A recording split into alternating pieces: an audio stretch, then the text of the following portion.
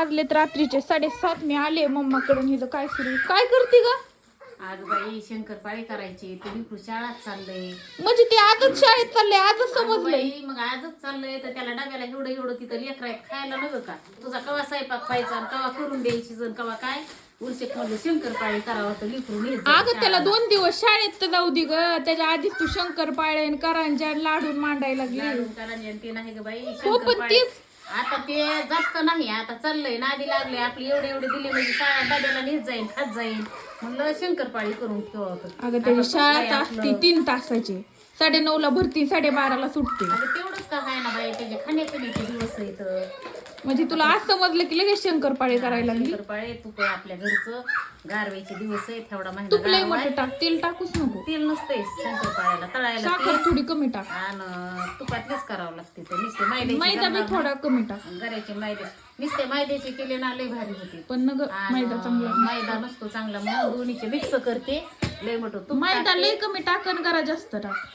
बरं बघतो खरं कसले भारी होते ते आता हे काय करायला लागले मी आताच रानातून आले बाई भांडे ते घासले मला अजून धार काढायची कोंबड्या कोंडल्या भांडे घासले स्वयंपाक आज सकाळपासूनचा तुमचा स्वयंपाक ते तसाच मेथीची भाजी भाकरी झटायला होतात आणि संध्याकाळ करतात बा. दुसऱ्या माणसाला काम सुधारणा तर काय महिन्यात आणि ह्याच्यात कमी 5 वाजता म्हणली 4 वाजता यायचं 4 वाजल्याच्या पुढं मी रानात गेले मरणाचं बिलाईत झाले त्या हरभऱ्याच्या रानामध्ये ते बिलाईत काढलं हे तर मला लय आवडत. ते लिकरू खाईन म्हणलं होतं म्हणून वाट बघतोय माणूस जरा लवकर यायचं मग आता रानातून आले आता धार काढते आणि सामान म्हणलं काय काय आहे काय नाही बघावा आणि आता धार काढून त्याला करायला सांगितलं त्याला असं हिरवळ बनत नाही कोंबड्या काढ आताच करते होय. दोन्ही कोंबड्याची पिल्ले एका खाली घातली एकीने काढली तर 8 आणि आता सगळे मिळून 22-23 पिल्ले झाले ते दोघीचे मिळून एक खाता घातले ते कोंडले आणि ती घेते का दुसरीचे?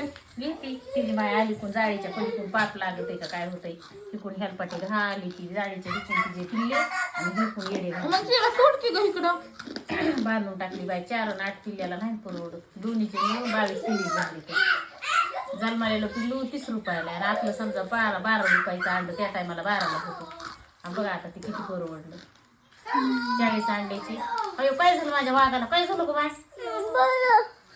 काय झालं भैयाचा हात लागला का आणि तुला मम्मीने कुठं खाणला आज हे काय निबर झाले का म्हणून हाणलं का दिदू तू लिपस्टिक मोडली त्याने माझी. तिथं आलं तर दाजी हाणतो तिथं गावात राहावा तर ती मम्मी हाणती माझ्या बाबाचा किती वनवास उठविलाय तुम्ही आता हे तू खायला करणार मी नमन हो काय करू डब्याला ना तुला मग शाळा जायची ना रोज बहिणी डोळ्याला हाणलं होईल बहिण्याला नाही होय द्यायचं नाही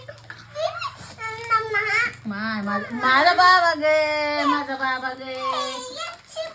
जायची ना शाळात उंदे त्याला मी उंदे पासून करून ठेवते हा कुणाला खायचंय